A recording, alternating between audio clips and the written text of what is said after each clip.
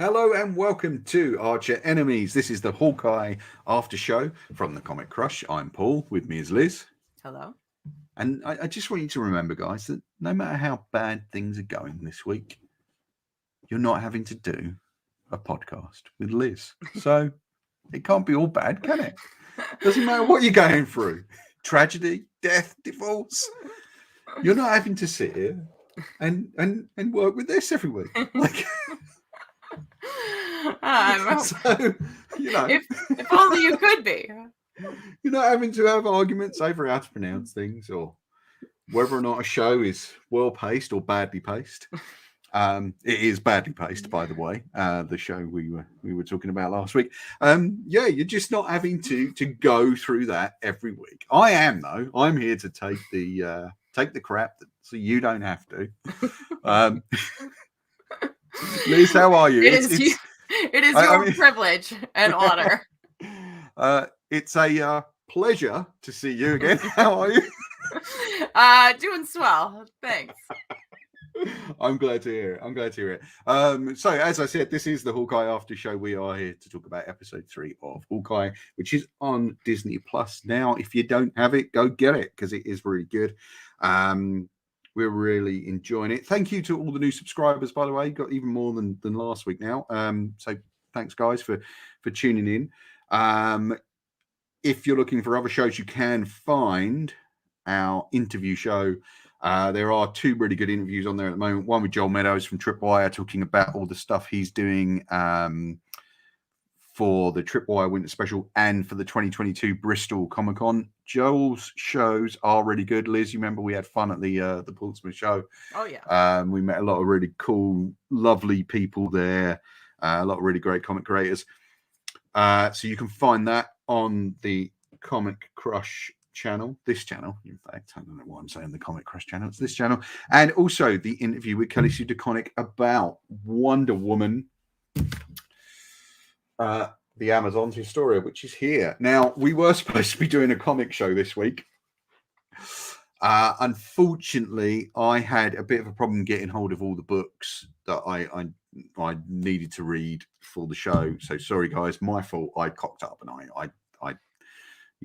didn't have a chance to go back and get the books that I was supposed to get. There was a bit of a miscommunication between me and Liz and confusion over what books we were supposed to be doing.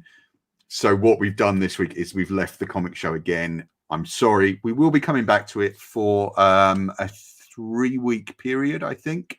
So we'll be doing a comic show next week. Next Thursday, which is the 9th. We'll be doing one more on the 16th and again on the 23rd. And then that will be our final show of the year. We are then taking a long break for most of January, but don't be alarmed. There will be stuff going out on the Comic Crush. And the show will come back in the new year. It's end of Jan, around the end of Jan. Yeah. The reason for the break is we are going to be preparing brand new content, brand new shows. I'd like to go with a lot of stuff that's kind of pre-prepared and ready so that you guys are getting stuff every week. There's going to be a lot more articles and things going up on the website. I will have some hopefully exciting announcements coming soon, all based on that stuff. I'm in the middle of kind of doing stuff now, but please stick with us because we do this so you guys can enjoy it, and we'd love to have you watch, and also drop us a comment in the box below. Liz, should we get on with the Hawkeye show now? I think we should. Liz is chomping at the bit to talk about this week's show. Because it was a load of fun and lots of really interesting stuff going on in the background. And foreshadowing a cameo that we're all kind of speculating about. So, yes, I did a poll a couple of weeks back on were we going to get the Kingpin in this show. All signs point to yes, Paul. All signs point to yes. The overwhelming votes were for the yes column. This week, did we or didn't we? We can't be sure. We can't be Liz, sure, but do you think that's who that's supposed to be? Oh, I think that's who that's supposed to be. I mean, basically, it's very heavily implied Yes. You know, if you know anything about Echo and her, you know, her comics history, you know, and pretty much, you know, every little sort of breadcrumb that they could drop to lead you in the direction of, yeah, okay, this is who you think it is. I feel that they did, without out and out saying so.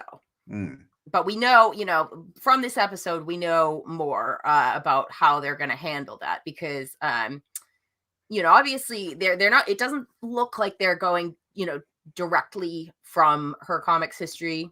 You know, I think she's throughout the episode she refers to an uncle. You know, so that's not how, you know, that's not the relationship from the comics out and out, but it's their way of kind of delivering that, I think. Yeah. The actor playing her father, who is a native, like Alakwa Cox, is a Native American actor, has just been in a show called Reservation Dogs, which is on Hulu in the US and Disney Plus over here, which I highly recommend to anyone who hasn't seen it. It's a very funny show about a group of Native American teenagers. Funny enough, that guy plays a Native American policeman in the show. And so now we have him operating on the other side of the law. I really love that relationship between I think the father and the Echo.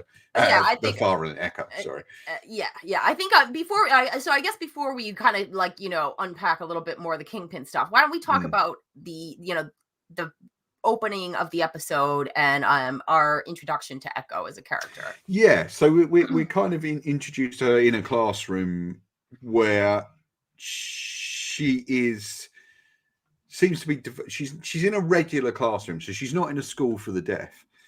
I should say that the actress who plays the adult Echo, Alakwa Cox, is deaf in real life. And did study at a school for the deaf. She's also an amputee, which makes the stuff she does in the show even more impressive. Because I didn't realize that they were going to make this character, because I don't believe the comics version is an amputee. No. And seeing what she does is just incredible. And I believe, I'm unsure, but I believe she's doing a lot of her own stunts. So that is her sort of kicking ass in the show. It's an interesting thing to add, because obviously the deafness relates to Hawkeye's own impediment, if you like, where he's kind of lost. Now, I recently reading the Hawkeye by Aha and Fraction. He is actually 80% deaf, and I didn't realize it was that extensive for the character. Right. Yeah, I think I don't know how long how long ago in the character's history they established that he had significant hearing loss. But it's a detail that a lot of the fans, you know, for years have been kind of clamoring for them to address in the MCU. Right. And so I thought it was so great that they did that here, and especially during this episode. Yeah, because I'd like to talk about that a little more in depth as we go along. But we'll stick with Echo a little bit. But yeah, I definitely want to talk about that, because I think I think that was maybe for me one of the most significant things about this episode is how they handled that. With both characters. Yeah. And you know, as you say, we see Echo kind of as she kind of grows up and learns martial arts, and there's the crucial scene, really, for everyone speculating out there, including you and I, is this moment between her and her father where he says to her, okay, they're at like the kind of karate lesson, and he says to her, I'm going to go, Uncle is going to take you home.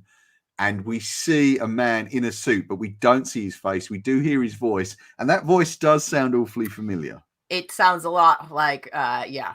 Well, it's actually not even, he doesn't even say anything, does he? He just kind of laughs. And yeah, and he kind of like touches her cheek. Yeah. Yeah, I think he just laughs.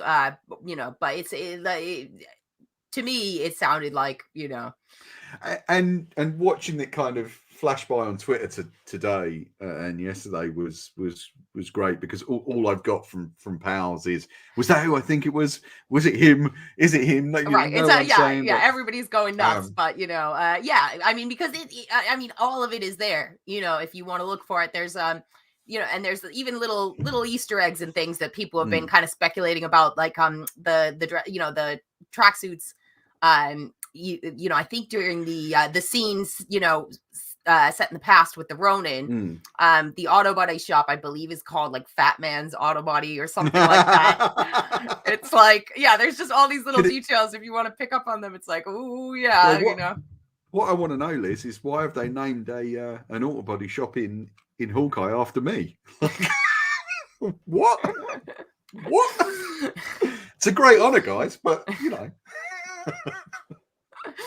Well, I'm going on a diet in January. You might have to rename it. Yeah, and I loved the scene with her and her father. As I said, there were two scenes that both concern or both use characters' deafness in this that, like, really kind of hit me in the feels. First was the scene with the father where she's asking him, you know, what sound does a dragon make, and he's kind of, you know, and he you know, he calls Echo little dragon, and later on there's another scene which we'll get to. I'm sure you know which scene it is.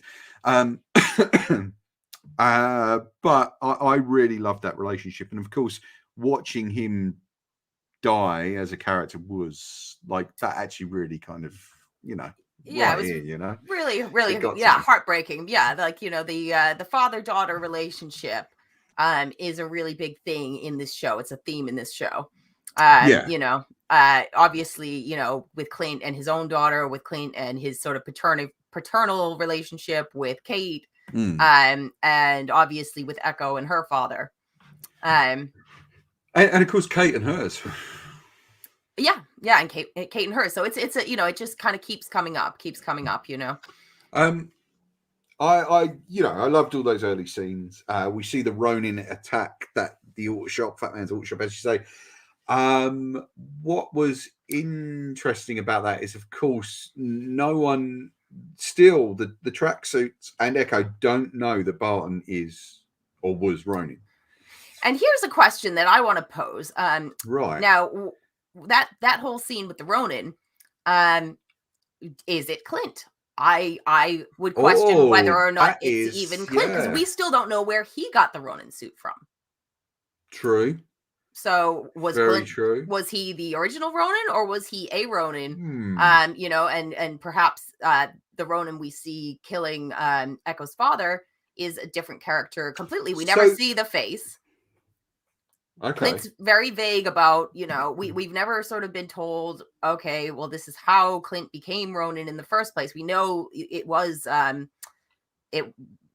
he was sort of wreaking havoc as Ronin throughout that time period, you know, sort of post Infinity War, but we don't know. Yeah, and of course we've got no idea if this is even during that post Infinity War period. We don't. We're not told when that was exactly. If we are talking about a crossover into the sort of Daredevil era stuff, that's between the sort of Battle of New York and Age of Ultron and things like that. So this suit could have a totally, you know, a different history that we are yet to learn about. So I didn't think of that. That's great. Yeah. Because Clint, I don't necessarily, you know, we know he was violent during that time, but I don't see him as somebody who would just murder a bunch of people when, you know, even at his darkest. Well, would he kill a bunch of people when there was another way? Well, I don't know, because he does talk about whoever is at the top, this mysterious uncle. He does say that, that guy would have never been satisfied with that business just staying where it was. He would have expanded and you know, they that's why I did, or that's why Ronin stepped in. But like, it is an interesting question. And also, then why does Clint know what the Ronin did if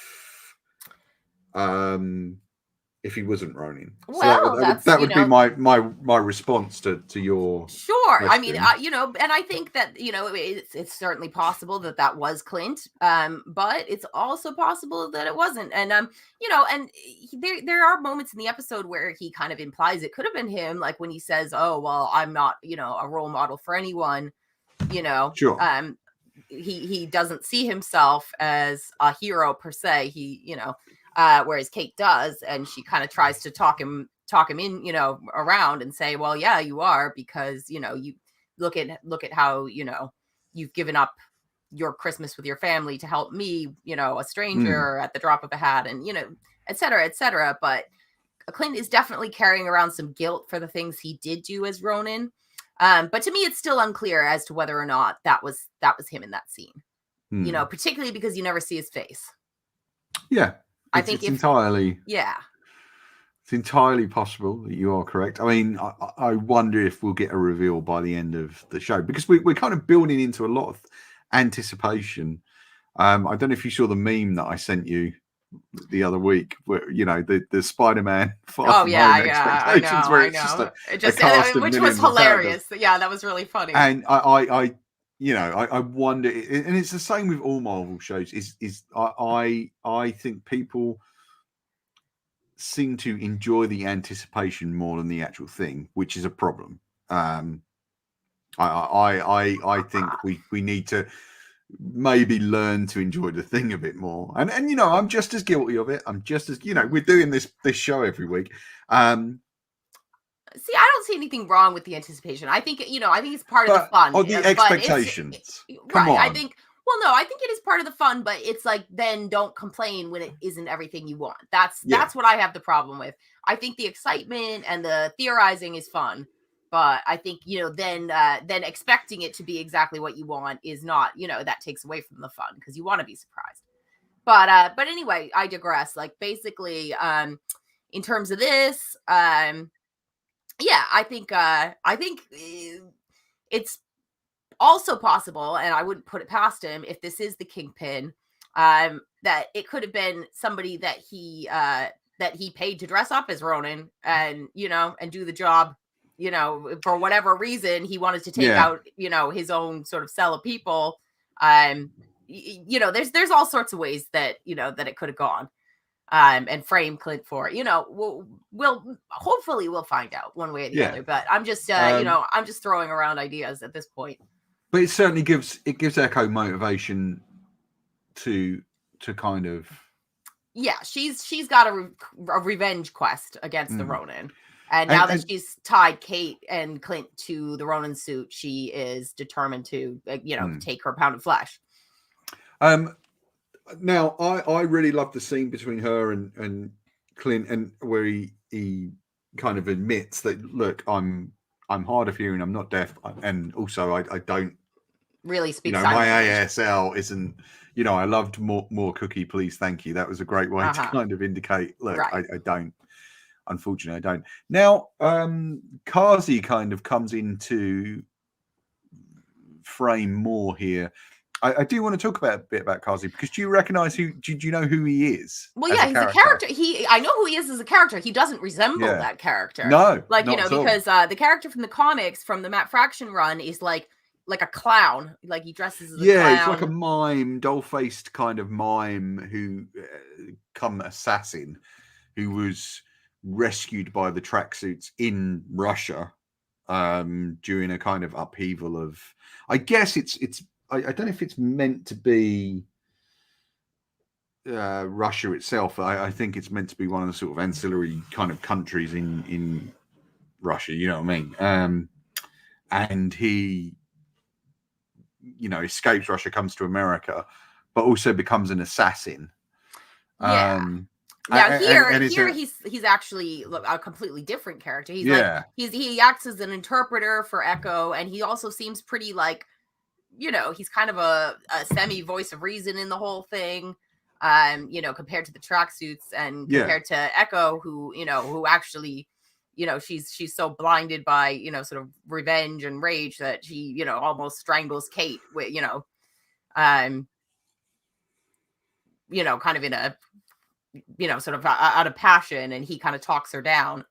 I was completely confused by what comes after that, actually, because I guess I must have watched. I was utterly baffled last week because I watched both episodes twice. Oh yeah. But I guess in between watching the episodes again, I must have watched a clip that had some of the car chase in, because I sat there watching episode 2 going, what's the car chase? Let me explain. So that I didn't watch it, but that whole car chase scene was aired on Disney Plus Day. So it was a thing that you could watch. Yeah, you probably did, because that I didn't watch it because I wanted to leave it for the episode. And I think that, you know, for me, the viewing of this episode definitely benefited from not watching that, because it takes up a significant portion of the episode. And for me, it was like, it was really thrilling as part of the episode. It was great. It was incredibly well done. And of course, it's a direct quote from the Fraction Aha stuff. Like I think the 3rd issue or something like that, there is basically, you know, it's very, it's taken almost directly from it. Yeah, with the character of Penny, who pops up as a sort of maybe paramour for Clint, and causes him problems later on. And in fact, the Dodge Challenger is her car, and Clint buys it, and it then gets and he's the one who wrecks it. In that, but this was a great fun car chase, and I thought the action was exceptionally well handled. It was great. It was really great. And also the scene in the warehouse that precedes it, where he escapes, you know, he kind of gets out of the cuffs, and I mean, all of that was kind of hilarious with them on the like, you know, like kids sort of merry-go-round horses, and the ball pit, and like, you know, just all the humor kind of interspersed throughout that scene of them escaping the warehouse. What I found interesting about those scenes is it constantly attaches Clint to children, in the sense of it's kind of always taking him back to his kids in a way, I think, in a kind of metaphorical way, but also infantilizes Kate, because she also is attached to and he keeps, you know, sort of referring to her. He's like, oh yeah, she's like 9, you know, like but it's also kind of goes with the vibe of the show as well, which is that it's comedy action. It's like, you know, and there is a fine tradition in filmed entertainment of the very grizzled, in a completely non-sexual way, the grizzled older guy with the very young accomplice, female accomplice, and you really want to be looking at things like Paper Moon, Peter Bogdanovich's Paper Moon, as an example, and that is the kind of play that you get, and like Wolverine and every sort of absolutely, you're completely right. Logan is of course a direct kind of quote on that sort of stuff as well. I don't know how I missed that. Thank you, Liz. But and so there is a fine tradition of that sort of paternal relationship, or a relationship that becomes paternal and starts off as one person kind of using another. Because in a way, it's kind of flipped on its head here, because I think Kate is almost the one who's sort of using Clint. Well, she is because she, you know, and not in a malicious way, but you know, she's got him embroiled in her mess, and you know, she's kind of looking to him to guide her out of it. Absolutely, and also because she wants to learn from him, and there is that thing her mum said to her in like episode 1, which is, you know, you've always been rich and you've always been young, and and eventually, those people are very entitled, and I think Kate is just a very entitled kid in a way. And and I actually kind of like budding relationship, and you get that beautiful. I mean, one we've got to kind of give mention to the Pim arrow, which I really liked. That was great. I mean, all the arrows, all the trick arrows were, I mean, that was great. Which is again a thing from the comics. Yeah. Clint and all his trick arrows, and they're poorly labeled, and the things like the plunger arrow. There was just a lot of great comedy moments from Kate firing off the arrows throughout that car chase scene. Yeah. And just I just thought it was a terrific kind of action sequence, but as you say, it's a long sequence. It takes up a big chunk of the episode and ends in that kind of very exciting swing for the subway car. But I love the moment that comes on the subway car afterwards, which is this actually quite tender thing where he says, no, actually, yeah, you really are one of the best archers in the world, which I thought was lovely. It was, and of course he can't hear, so yeah. she sort of her reaction, which is a device that comes back in a bit. Now, I've got to say, in terms of emotion, this episode has been the high point, because when they're back at the apartment, you get that beautiful scene where Clint is on the phone with his son. He doesn't realize it's his son, but Kate arrives home and starts translating for him, because he's busted his hearing aid. And he really can't hear. And I really like how they put the audience in the position of Echo and Clint, and what it feels like to either be unable to hear or to only be able to hear X amount of sound, and it really does kind of put you in that, it gives you that feeling of like, oh wow, this is how it would feel to actually be unable to communicate in that way. And I thought that was really brilliant. I thought that was one of the real high points of this episode, is how they handled that. And it was just a really interesting perspective in a Marvel show. It was different. Definitely. Absolutely. Yeah, and talking about this particular scene, it was like, that was it was really emotional. I teared up a couple of times. It was just really, and especially by the end, where the kid is kind of saying to him, I'm not going to be mad if you don't come home for Christmas. Yeah, like, that was like, oh no, this is horrible. Yeah, I had a little tear, But it's kind of, that in a way, the good thing about this is, okay, the suit isn't really the quest of the show. The kind of whole thing with the mystery behind Kate's family isn't the quest of the show. The quest of the show is getting Clint back to his family. And I'll tell you what, I will cry like a bitch if we get to the end and Kate gets to spend Christmas with Clint.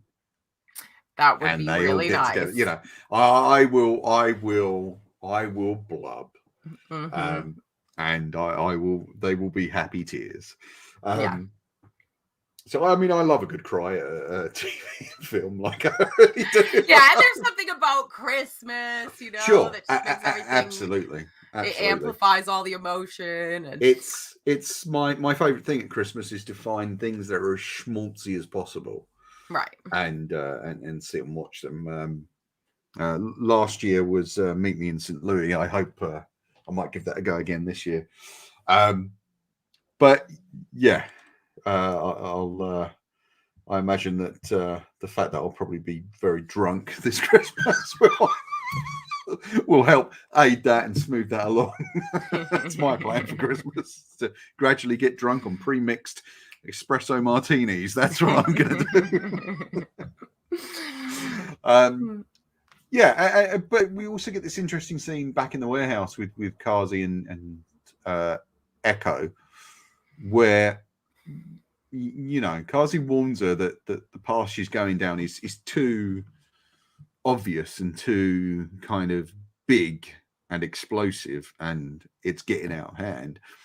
And he's worried that Uncle, whoever that is going to be angry. So again, this omnipresent, lingering thing of who is this guy? Yeah. I mean, they explicitly say that she's not the boss. Somebody else is the boss, and who's going to be the boss? I seems to me. I don't know, because she says to him, at least of that gang, who's in charge, and it's her. But there is a bigger boss than her. So I want to ask you a kind of possible here. Okay. If it's not the Kingpin, who could it be? Well, I mean, I think, considering what character it is who is working directly beneath him, I mean, I can't really picture another figure being the boss of that gang, apart from one character. And this ties in with a theory that you and I talked. Well, no, this is a theory that you and I talked about off air. Oh yes, so we can't. So I don't want to say. When are we? Like, at a certain point, I think we need to unleash that theory on the audience.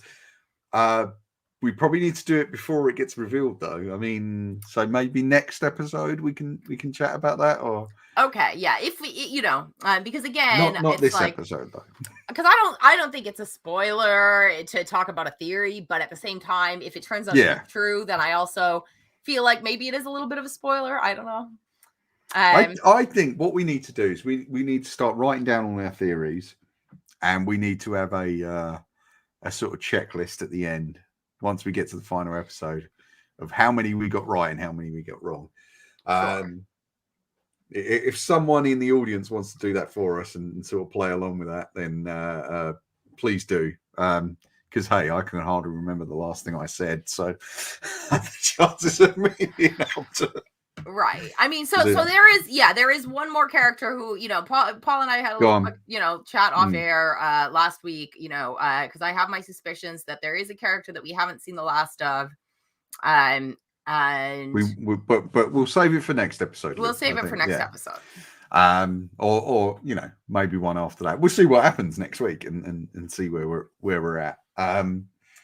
So yeah, I mean, a great episode, really. Is there anything else you wanted to add for this one? I mean, I think we kind of touched on most of the main beats. I think there was the comment about Black Widow that as we all know, like, it's been rumored that Yelena is going to show up, and when Maya / Echo asks Clint, how do you know the Ronin is dead, he says, well, I was there. Black Widow killed him, which is like this sort of weird version of the truth where it's like, well, Black Widow stopped Ronin, as in Hawkeye, from existing anymore.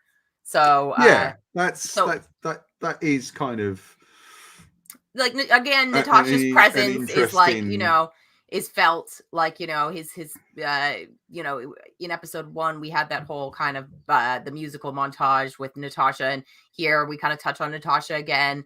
And so if in fact Yelena does show up, I mean, I feel like that's going to be tough. They really are cramming in a lot of characters if they're going to fit Yelena in, but I don't know if that's going to be an after credits thing, or or how they would handle it if they do include her. Yeah, like it is. I don't know if she's going to be perhaps the last. They're going to kind of beat the kind of big boss, whoever that is, and then we're going to get Yelena right at the end. I mean, it would be interesting. Like, Yelena is sort of hankering for a family too, and again, the sentimentalist in me wants to see them all get together. Yeah, I mean, I feel like if we've only got 3 episodes left, Yelena might be one too many characters to kind of really fit in very seamlessly, unless they do it as an after credits thing. Yeah, I don't know, but we'll have to wait and see. I mean, there are the Russian ties, Sure. we still don't know much about Kazi. There could be stuff there. That's true. Yeah, lots of stuff that could happen. And before we sign off, I do want to quickly mention the conversation they had about Hawkeye's costume was very funny. Yeah. Sort of moving him towards the comics costume. I don't think that's gonna. Well, I loved how Clint was just like, yeah, well, I don't what, like. Have you seen the costume they've kind of got him in the promotional material? No. Oh, it doesn't look good to me. Really? Like if you flick onto Disney Plus, when you've got the ident up, like the scrolling roll they have at the top, that's telling you, oh, this is all the new shit on Disney Plus. There's one where they've got the Hawkeye, and that costume to me looks bad. Really? Okay, which is I'm sure the costume that they're gonna have him in by the end of this. You know what it reminds me of? And I know I'm gonna take it for saying this, but the Cap costume in the Avengers, which I hated. I like the Winter Soldier, the kind of leather, right? The more kind of utilitarian style fucking costume. I don't like the Cap costume. In fact, I really just did not like a lot of the costumes in the first Avengers movie because they all look like costumes rather than. Do you know what I mean? Like, I mean, with those characters, you want them to look more part of them, really. And they look, Right. Well, I always thought Clint's costume was pretty cool, but like, as their whole conversation, sort of revolved around, it was like, well, his costume was always the most subtle. Sure. and but the one in the adverts is not subtle. Right. Well, that's obviously what Kate's trying to talk him into is something less subtle, because he, as he says, well, I'm there to be unseen. I'm a ghost. I don't want people paying attention to me. Yeah, I mean, and we do have to remember that Hawkeye, at least in this version, was a spy. Yeah, he wasn't I know there's in his origins there's an element of criminality, but this version of Hawkeye was a spy. He was a kind of an agent for Shield. Yeah, and that's certainly something that has been explored, but not explored that much, really. Speaking of Shield, did you see that Colby Smulders is coming back for Secret Invasion by all accounts? Oh, brilliant! Okay, that's great news. Secret Invasion. I'm stoked for Secret Invasion. I always thought that would make such an excellent live action. I always thought it should have been one of the movies. Yeah, totally. But obviously Marvel feel differently. But yeah, I mean, I was really hoping to see it as one of the films one day, but equally happy with the show. I think a show works just as well, because I mean, obviously you can play that idea out over the course of a series, really well. Did I think I told you this story, but just for the audience, a few months back, Kingsley Ben-Adir, who we know has been cast in Secret Invasion, popped into was there to buy Secret Invasion comic. Wow, that's so funny. That's hilarious that he would have just picked it up. Yeah. I hasten to add, I didn't disturb him or didn't, I believe someone else kind of helped him out. But a terrific actor though. Yeah. And I'm really kind of keen to see what he does in the show. And indeed who he's going to be playing. But yeah, we know Maria Hill is coming back now. Obviously we're getting ready for Spider-Man No Way Home, which we will review when it comes out. So that's on the 17th of December. So I imagine, Liz, that we'll be doing that review. That'll be out on the 18th of December. I assume we'll be doing that as quickly as possible. Again, fan expectations for this movie are out of this world. They're out of they're proportion. kinda, Yeah, I mean, it's endgame levels, if not even more so. I want to say. well, this It's is like, this or is on, funny yeah. enough how I think it's Feige has described this movie. He's like, it's It's the Spider-Man endgame Endgame, of Spider-Man, which I And mean, one of the interesting things about the film is that it is it's titled No Way Home, but of course that actually doesn't refer to Peter. That seems to be referring to all the other characters who get sucked in. Yeah. And it's kind of interesting. I don't want to talk too much about it because I know you don't like too much speculation or spoilers. So what I'm going to do is, because of the time difference, I'm going to go and see the movie at the earliest possible showing. And I'm just going to give you a call and wake you up and tell you. That's all right, isn't it? I mean, that's okay. Yeah, no, I will never answer the phone again until I've seen it. No, but you won't mind. I mean, you can consider it sort of just desserts for having to, put up with you for so long. I mean, like, I think that's fair. I've known you for 10 years now, and I've got to say, at least 9 of those have been utterly agonizing. I think we should just put a cap on it. I think we need a bit of retribution here, Liz. And I think that's the way to do it. I think what I need to do is I need to sort of blast you on every possible platform, so I can send you DMs on Twitter and Insta, telling you what happens, just the highlights, just little bullet points of, and then this character turns up, and I can leave you voice messages, give you a call. I think we need to embrace. If this is the way that you would choose to die, then what are you talking about? You're there. There's nothing you can do from 2,000 miles away, you muppet. I will hop on a plane after seeing Spider-Man No Way Home. Yeah. It'll probably be the in-flight movie.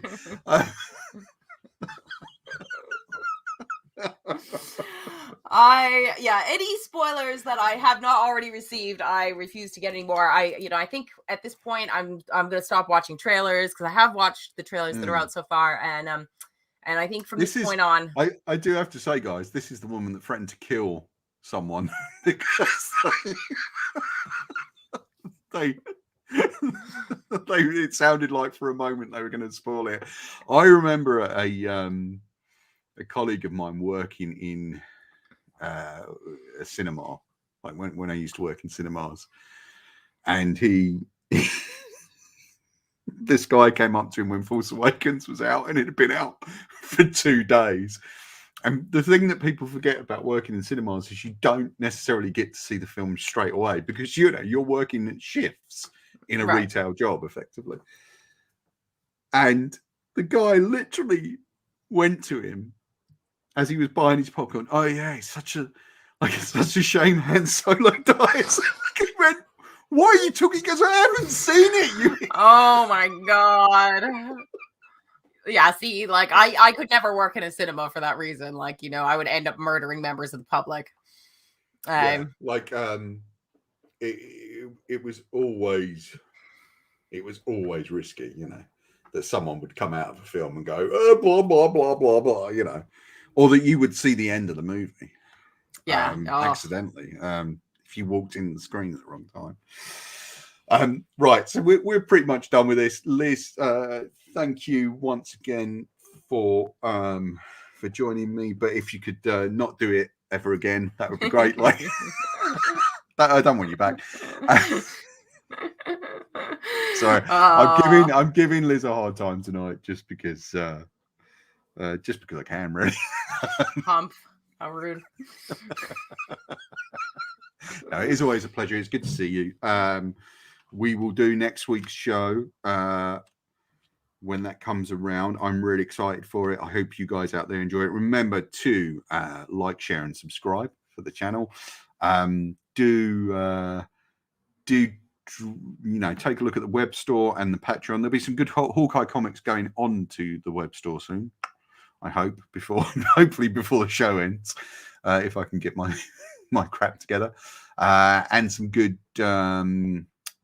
Like I'm trying to do a Hawkeye reading list at the moment, so just of good stuff that's out there for the various iterations of Hawkeye. So I'm looking forward to doing that. Guys, thank you very much for joining us. Liz, thank you for joining me once again. Goodbye. All right.